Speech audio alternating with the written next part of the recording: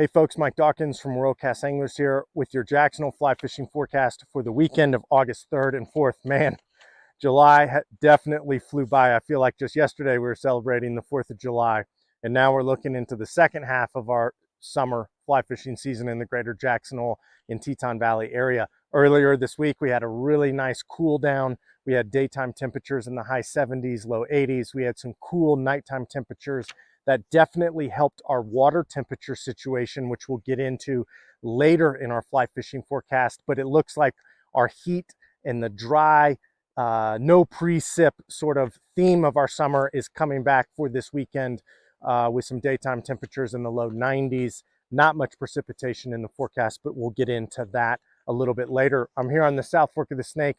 Glorious afternoon. We had some winds push out our smoke from the wildfires throughout the west, and it's crystal clear bluebird day here on the South Fork of the Snake. Not a more gorgeous place out there to be spending your time on the water.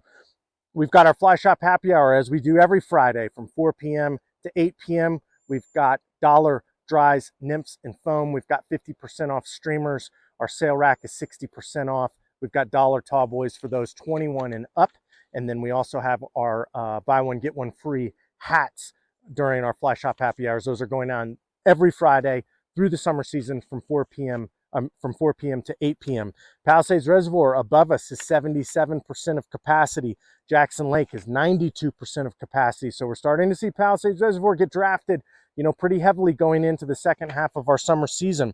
Saturday, 92 and 61, lots of sunshine, a little bit cooler on Sunday, 86 and 56. But as those long-term models are showing us, we're starting to see not much precipitation in our forecast. Our monsoonal moisture that we're supposed to get in August is supposed to start creeping up and getting a little bit closer, increasing our chances for some of those afternoon rain showers to cool things off, keep the dust down, keep everything a little bit green instead of, catching fire and turning into smoke. But definitely not much in the forecast for the precipitation route. South Fork of the Snake behind me, 8,390 CFS being discharged from Palisades Dam, 9,050 CFS there on the lower river. As you can see, the South Fork is in glorious shape for the summer season.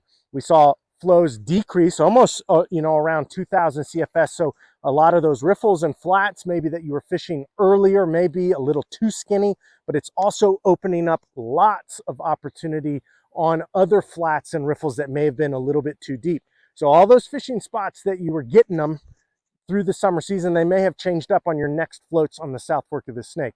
It's mostly a PMD game. It's mostly a caddis game, a golden stone game, and we're still seeing some yellow sallies. We've had our first reports of mutant stones, the Classinia stoneflies, and we're also seeing terrestrials make a stronger presence as we get into the meat of the hot, dry month of August. So have all of those things in your box. Be ready. The fish on the riffles are still eating, but they're definitely getting selective. So make that first cast count, long leaders, light tippets, and be ready with any tricked out CDC, PMD, yellow sally, or caddis pattern to be rewarded from those selective fish.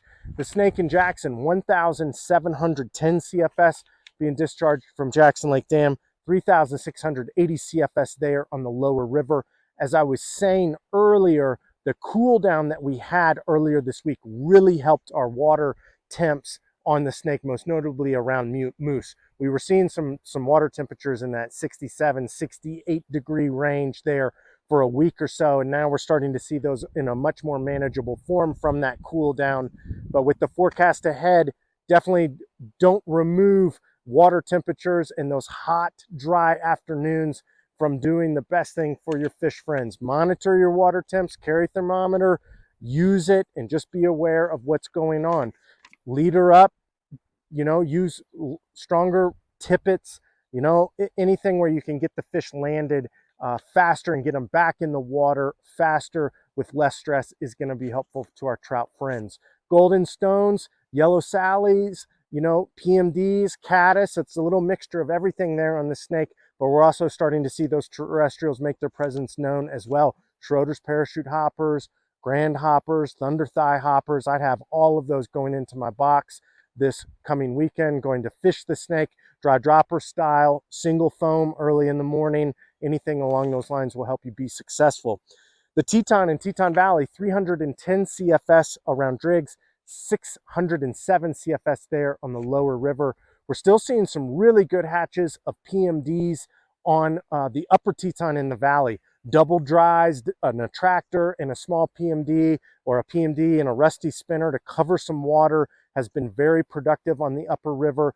Similarly, concentrate on those times early in the morning, that 7, 8 a.m. to noon, 1, 2 o'clock, where water temperatures are at their coolest and dissolved oxygen content is at its highest.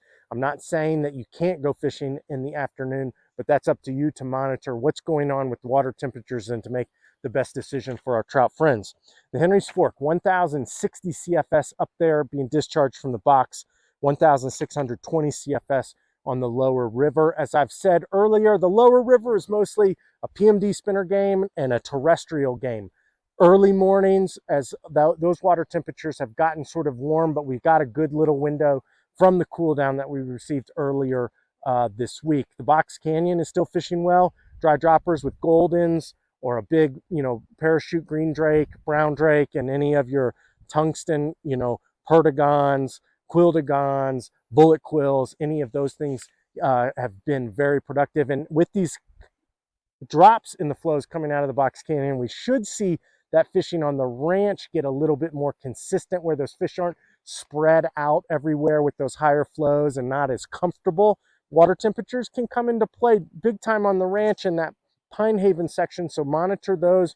Mostly a PMD spinner game, maybe the random drake or flab spinner, but I'd also have your terrestrials, your ants, your beetles, your small hoppers, your flying ants, and patterns like that in your box moving forward to any of your Spring Creek or ranch pursuits coming in to the second half of the summer season.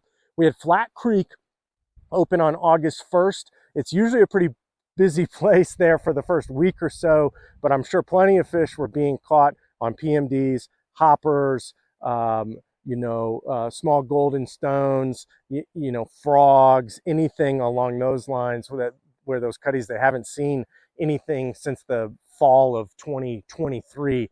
So they're quite willing and able and interested to eat. But look for Flat Creek in the next couple weeks to definitely mellow out a little bit after, sort of that opening day traffic. I would be ready with PMDs. I'd be ready with rusty spinners. I'd be ready with your occasional calibatus, your midges, and then I would throw in the terrestrial game too. Small hoppers, small ants, small beetles, long leaders, light tippets, very ranch headhunting style, low profiles, crawling around. It can be ultra frustrating, but on the flip side, it can be ultra rewarding on the other side of the game. So look for those and some of our other wade fisheries like the Grovant, the Hoback, the Grays, and other areas to really thrive here in the second half of summer. If you're looking to do something different and get out of the boat and walk wade fish, you'll be pleasantly rewarded with a refreshing new trout fishing experience. Once again, we got our Fly Shop happy hour, 4 p.m. to 8 p.m. coming up, as we do every Friday of the summer season. Take care out there. We hope everyone has a great weekend. Happy August, and we'll see you here soon.